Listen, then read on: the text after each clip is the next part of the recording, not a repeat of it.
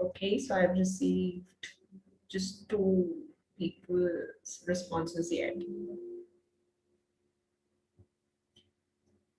All right, so I'll just start. So my name is Ayushi and I'm an alumna of IIM Kodiko. Today we'll discuss, the tips and tricks for CAT and a little strategy as to how you should prepare for CAT. Uh, Irrespective of the year you're targeting CAT in, whether it is 2021 or 2022, the preparation strategy and the effort you put in, it should be consistent and you should start it right today and continue it until you're writing the exam. So I have prepared a little presentation here. We'll just go through the presentation, and I'd like to keep the session interactive. So if you have any doubts, you can put it on the chat messenger so that we can answer it then and there. That would be helpful for all.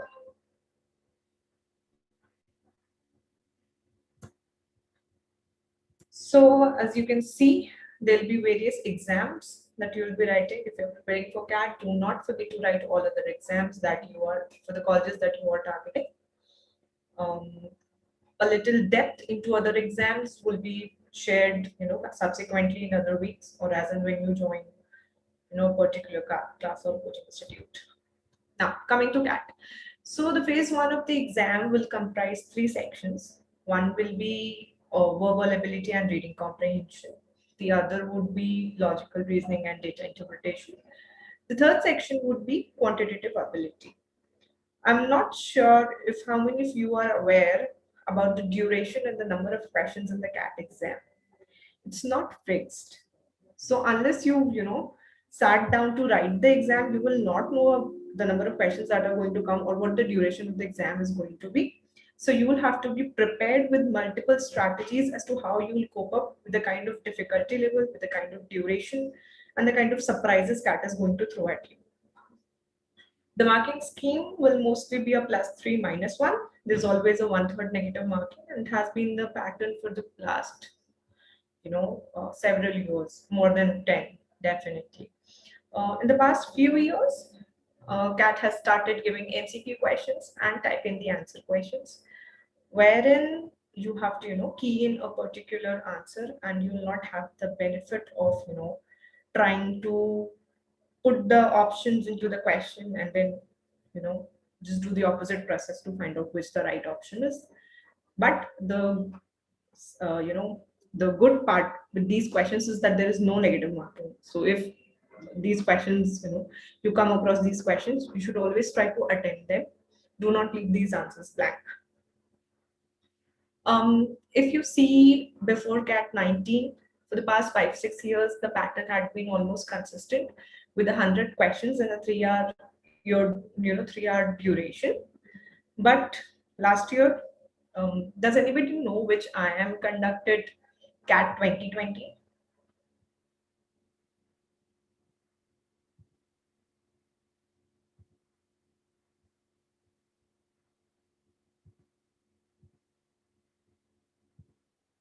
Okay, so it was IIM Indore which conducted CAT 2020, and it threw a big surprise by reducing the duration to 2 hours and then reducing the number of questions to 76.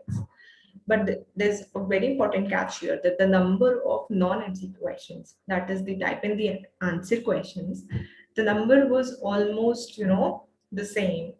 That means that the proportion of these questions in the exam has remained constant, or you can say it has been increasing, despite the reduction in total number of questions.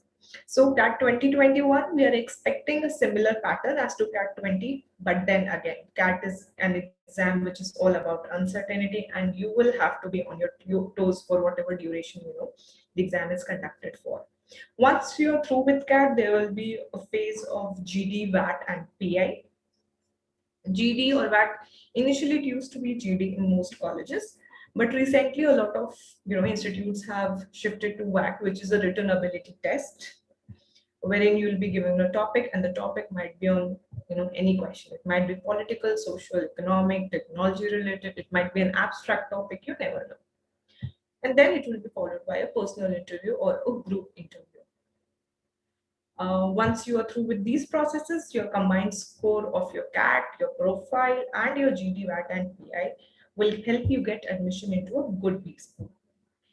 Now, very important to note here, CAT percentile is not the only thing which is going to get your shortlist for this GD, VAT, and PI process. Your entire profile is going to matter, which is your 10th score, your 12th score, your graduation percentage, your graduation background, your work experience, and of course things like if you have any quotas or reservations that are going to help you uh, in reduction of these thresholds, help you get some relaxations.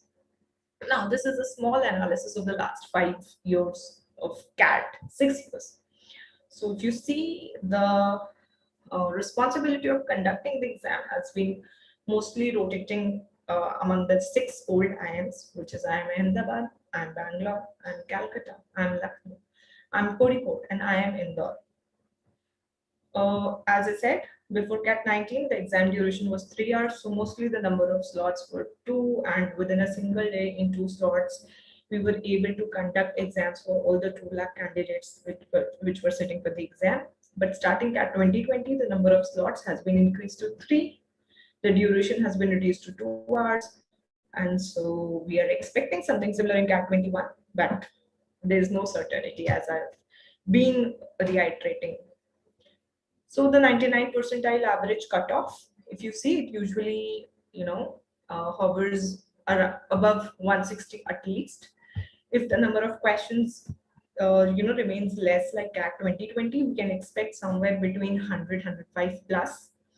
That too, if you look at the kind of cutoff that you have in various slots, the difficulty level, the overall difficulty level of the paper rises with each slot.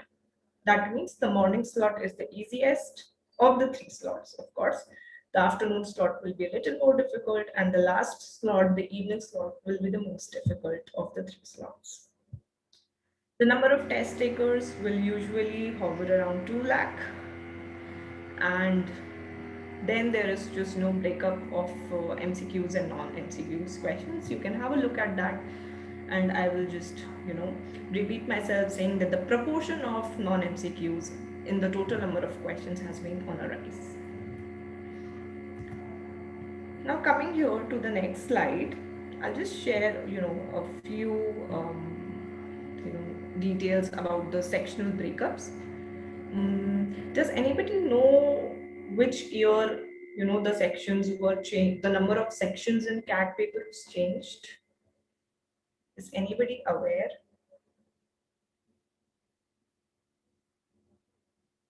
Okay. So earlier it used to be 2 sections in CAT. One was just quants and DI clubbed together. The other was LR and VARC. IIM Ahmedabad introduced this change by changing the number of sections into 3 and clubbing LRDI into 1 section. So here, if we see, usually the sections are individually timed, but the number of what to say, the order of the sections is not fixed. Say you can choose to answer a VARC section first and then later Q and then DILR, or you can choose whatever sections you want to attempt as your strong, you count as a strong suite and you want to attempt it first to develop confidence. So you can choose the order in which you want to attempt sections, but each section is individually timed. The distribution of the duration across the sections is almost equal every time, and the number of questions is also equally distributed among the 3 sections. In VARC, in the past few years, RC has gained a lot of weightage. VA questions will be less in number, but they will be categorized into 3 types of questions. First would be para generals, the other would be para summary, and the third would be odd one out. The normal typical vocab questions, error spotting, error connection, fill in the blanks, those kind of questions have been eliminated from the CAT pattern in the past few years. So pay more attention to these 3 types of questions when you're preparing BA. For RC, the questions have been usually revolving around explaining a certain phrase, inferring what the author is trying to say, title of the passage, tonality of the passage, then what the main idea of the passage is, any kind of vocab questions, if there are any difficult words that have been used in the passage.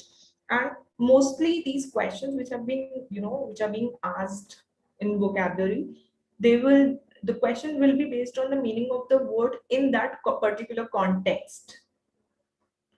So very important for RC, you must read newspaper every day. Do not miss out on reading newspaper.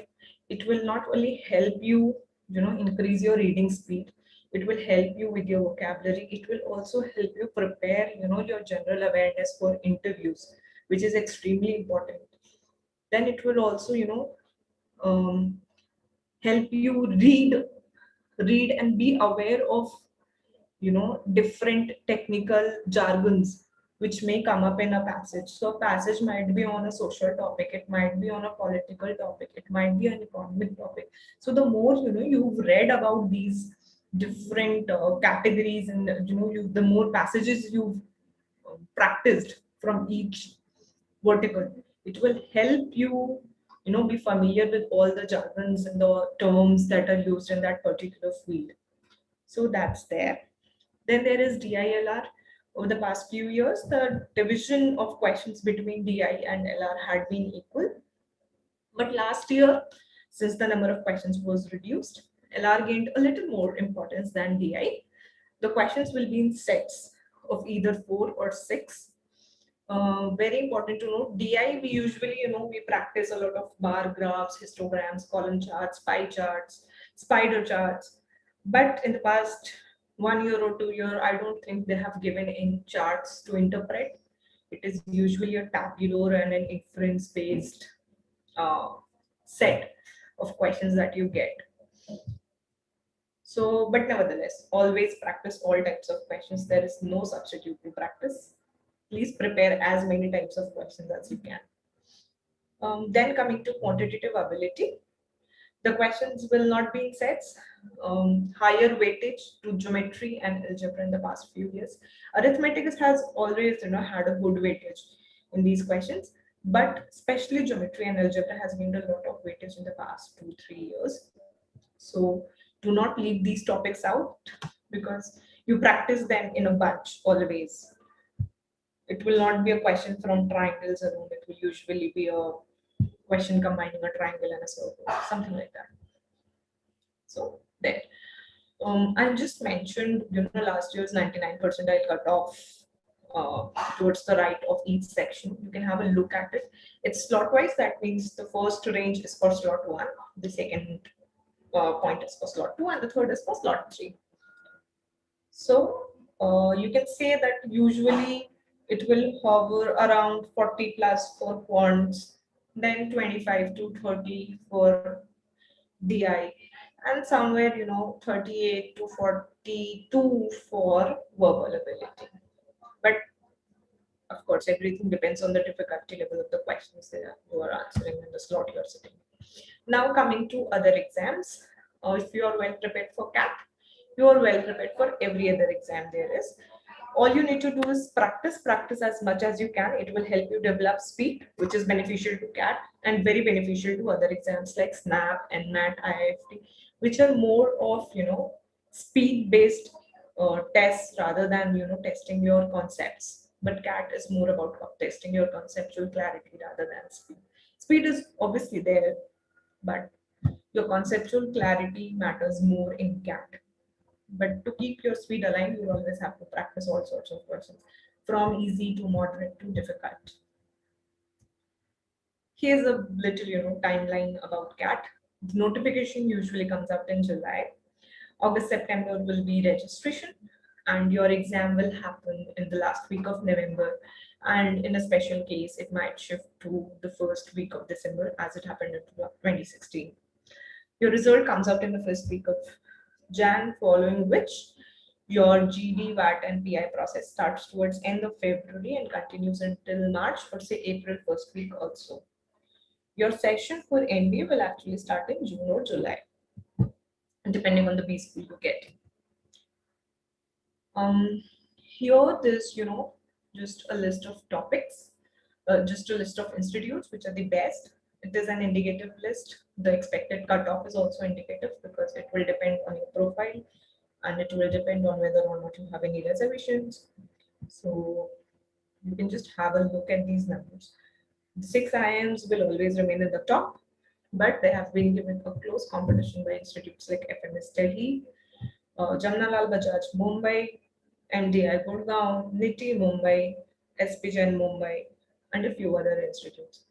But the top 10 to 15 colleges, no matter what their order in the top 10 to 15 is, they're all good institutes with 100% placements for a lot many consecutive years and offer good packages. Yes, very important point to note here from a fee point of view.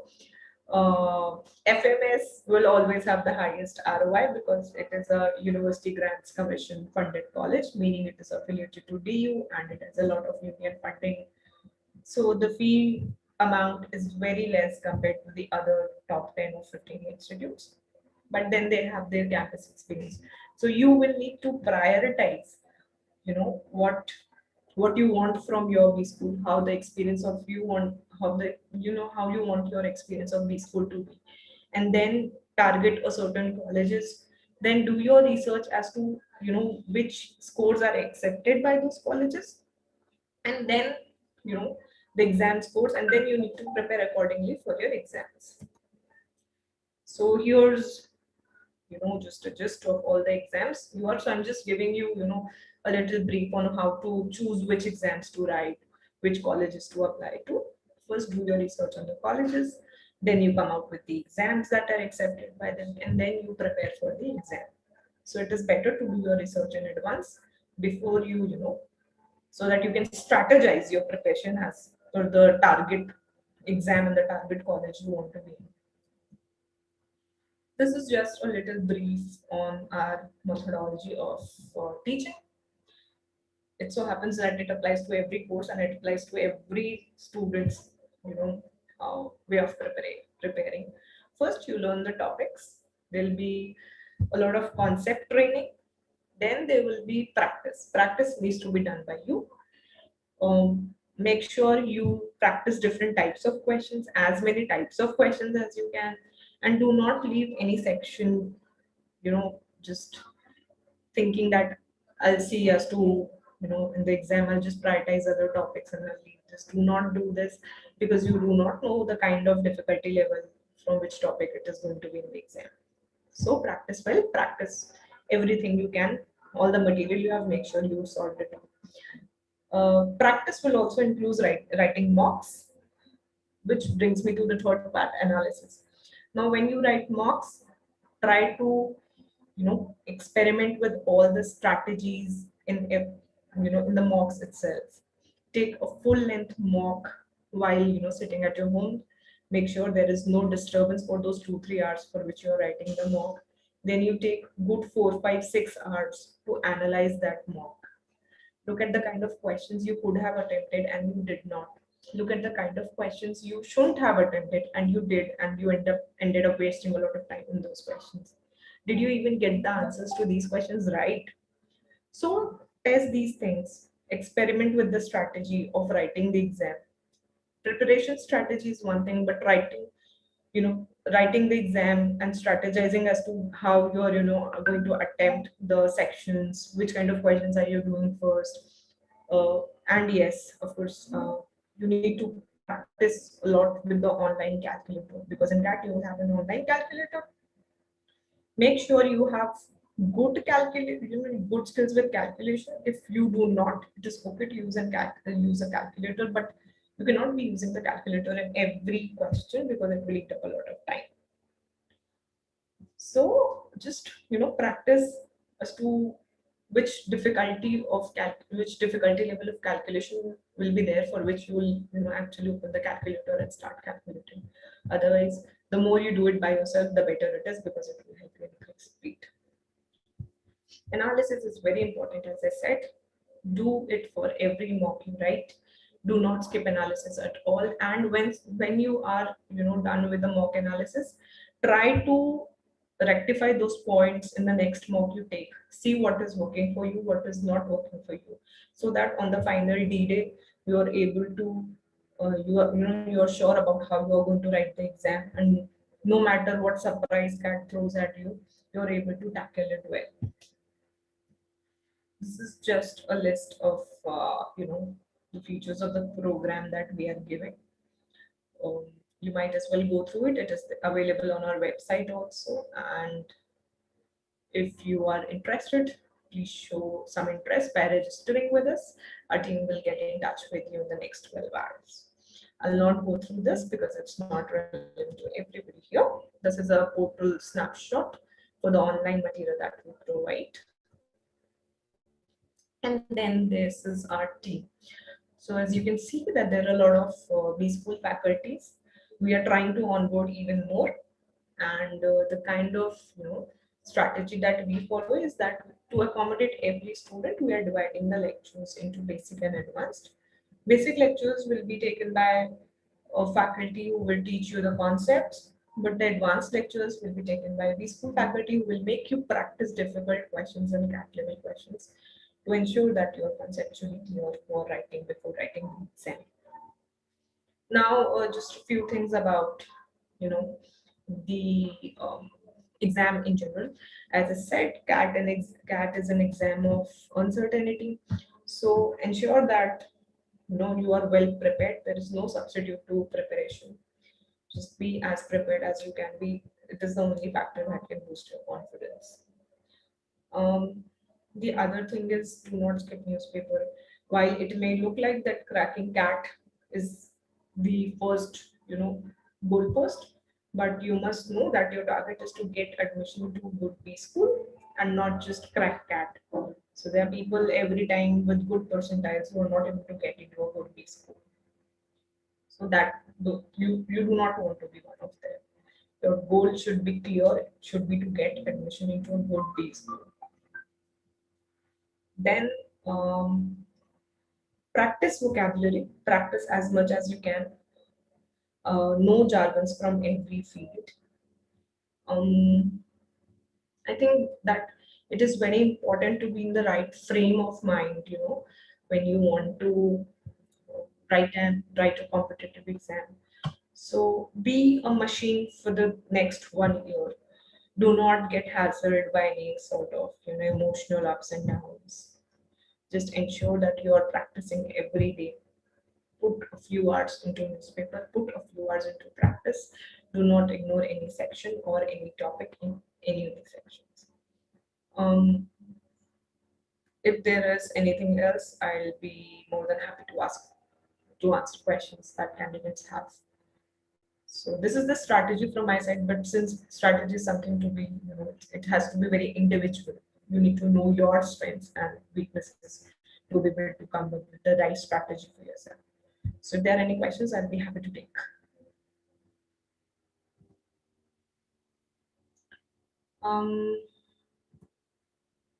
Okay. So I have a question from Sunny Shah.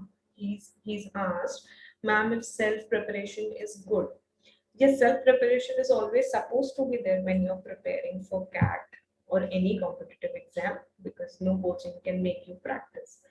But I don't think that self-preparation alone is enough, because you need to have a certain set of guidance. And in a competitive exam like CAT, wherein you are ranked on the basis of how many people you are ahead of, it is always good to know where you are standing currently. So even if you want to prepare, by yourself, make sure you are enrolling into sufficient tests, sufficient number of test series to be able to evaluate along the way where you are, and then you're able to customize your preparation strategy and the kind of effort you are putting. So there's question from Ria saying JBIMS still don't have GT interview, right? Yes. So JBIMS is, accepting CAT scores and CET scores. A large number of seats are filled through CET score. That is why they do not have GD-VAT and PI, you know, GD-VAT and PI process. The CET score is enough to get into JBIMS, but CET score also needs to be 99.5 plus percentile at least. It is never below this. It might be higher than that. It might be 99.7. But for the seats that it is, for which it is accepting CAT score, GD, VAT, and PI process might be done. There's no clarity. Every year, the selection criteria of every B school is changing. Then there is another question from RK Singh saying why CAT RCs always end up as a coin toss between two options. That is just that is how they want to design the paper. So when the notification comes out in July, we will have some clarity because every IIM has their own style of designing the question paper. So you can take a guess as to whether the VRC section is going to be easy or difficult according to the IIM, which is conducting the CAT 2021 or 2022, whichever you are sitting for. But it is always going to be like this because the purpose of CAT is to, test you conceptually.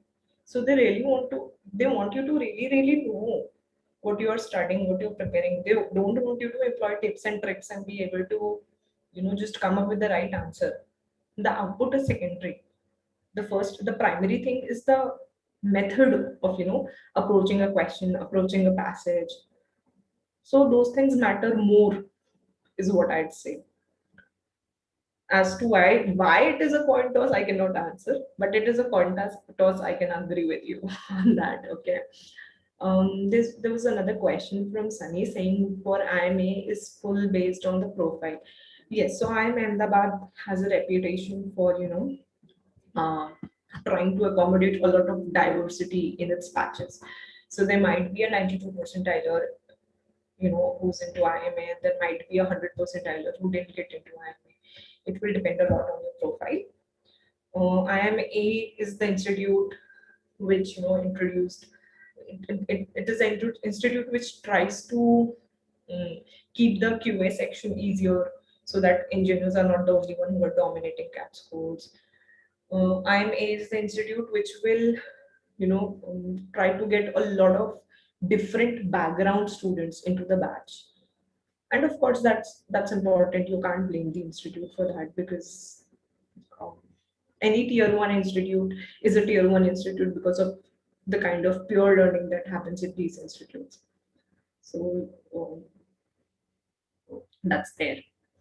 If there are any more questions, please shoot. I'm more than happy to answer.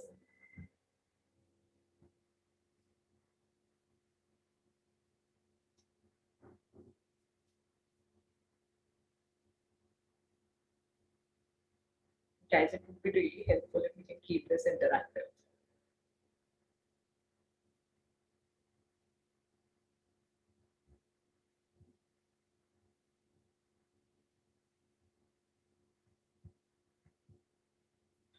All right. So I think we'll be just ending the session here. Tomorrow's webinar is going to be on a separate topic. It will not be on strategy. If you have any questions, please get in touch with us. If you just want to attend the kind of a demo of a live demo as to how we are conducting classes, please join us again tomorrow at this timing. All right. Thank you. Bye bye.